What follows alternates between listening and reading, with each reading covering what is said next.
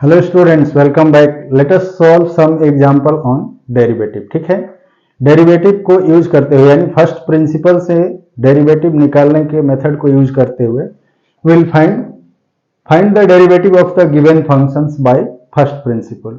उसमें फंक्शन कौन कौन से हैं? पहला है f x equal to 10x, दूसरा है f x equal to x square and तीसरा है f x equal to 1/x। ठीक है, तो देखते हैं इनका सॉल्यूशन हम फर्स्ट प्रिंसिपल से कैसे निकालते हैं। फर्स्ट प्रिंसिपल मतलब अभी अभी हमने जो डेरिवेटिव का डेफिनेशन पढ़ा उस डेफिनेशन को यूज करके कैसे निकालेंगे, that is called first principle. ठीक है, तो अब देखते हैं सॉल्यूशन। पहले का क्या है? Since f x equal to 10x है।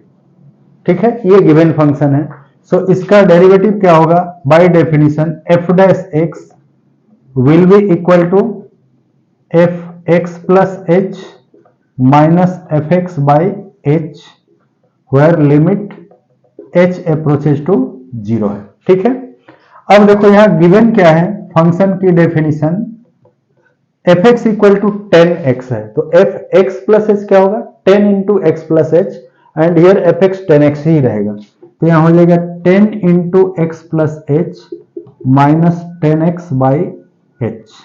ठीक है, नाउ जब हम इसे सॉल्व करेंगे तो ये हो जाएगा लिमिट h अप्रोचेज टू 0, ये 10x plus 10h minus 10x by h।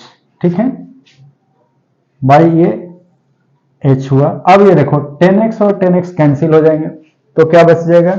This is equal to limit h approaches to 0 10h by h। ये कैंसिल हो गया, क्या बच गया? एक कांस्टेंट टर्म बच गया 10 where limit h approaches to 0। ठीक है, अब कांस्टेंट का लिमिट हम जानते हैं क्या होता है, जो कांस्टेंट है वही होगा चाहे h किसी को अप्रोच करे, क्योंकि h इसमें है ही नहीं, सो इसकी वैल्यू हो जाएगी 10। ठीक है, hence f dash x equal to 10 इस केस में। ठीक है, इस तरीके से जो हमने डेरिवेटिव निकाला इसको कहते हैं finding derivative by first principle. ठीक है, अब देखते हैं सेकंड क्वेश्चन का, इसका डेरिवेटिव कैसे निकलेगा using this principle. So solution of second part. ठीक है, क्या है? F x equal to x square है, हेंस एफ डैश एक्स क्या होगा? बाय डेफिनेशन अगेन जो डेफिनेशन यहां है यही डेफिनेशन हर जगह रहेगी, सो क्या हो जाएगा? F x plus h minus f x limit h approaches to 0 है बाई h।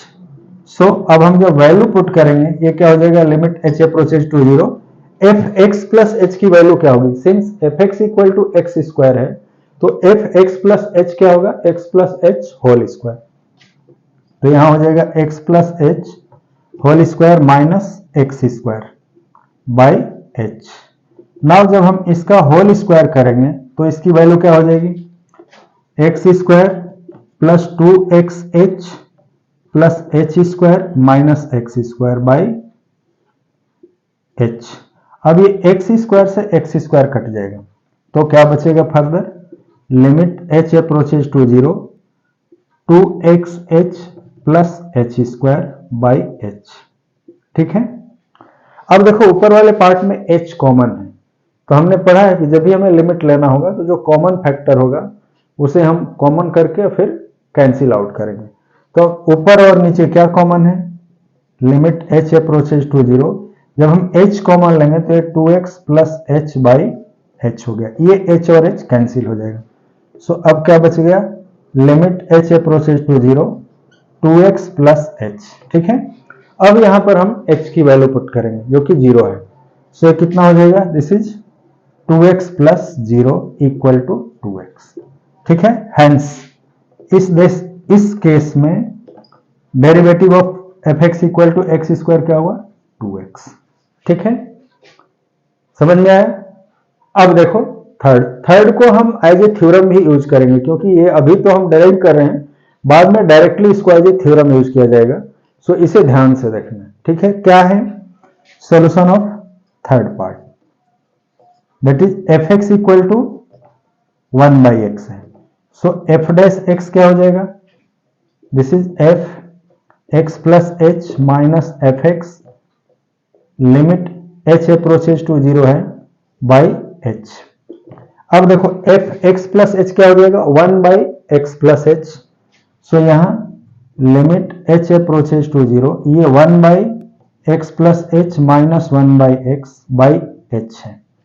अब जब हम ऊपर वाले पार्ट को एलसीएम लेके सॉल्व करेंगे तो इसकी वैल्यू कितनी हो जाएगी, लिमिट तो एज इट इज रहेगा, ये हो जाएगा x माइनस एच बाई इसका एलसीएम होगा x into x plus h into h. ठीक है, अब देखो यहाँ x प्लस और माइनस कैंसिल हो जाएगा तो क्या बच जाएगा, limit h approaches to 0 minus h by x into x plus h into h है।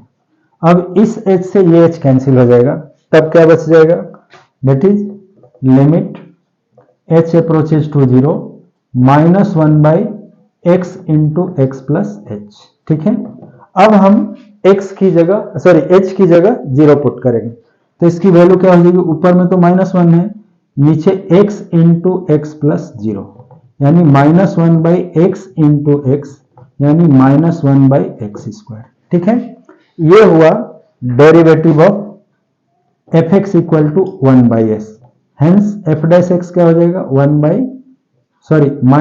By x square. ठीक है, तो इस तरह से फंक्शंस का डेरिवेटिव निकालना इजी है, लेकिन जैसे जैसे हम आगे बढ़ते जाएंगे क्वेश्चन का लेवल थोड़ा सा अप होता जाएगा और कैलकुलेशन थोड़ी सी डिफिकल्ट भी होती जाएगी। सो इसे नोट करो, मिलते हैं अगले में, कुछ थ्योरम्स डेराइव करेंगे, उन थ्योरम को डायरेक्टली यूज करके फिर क्वेश्चन को इजी तरीके से सॉल्व करेंगे। ठीक है, तो इसे नोट करो, मिलते हैं अगले वीडियो में। ओके।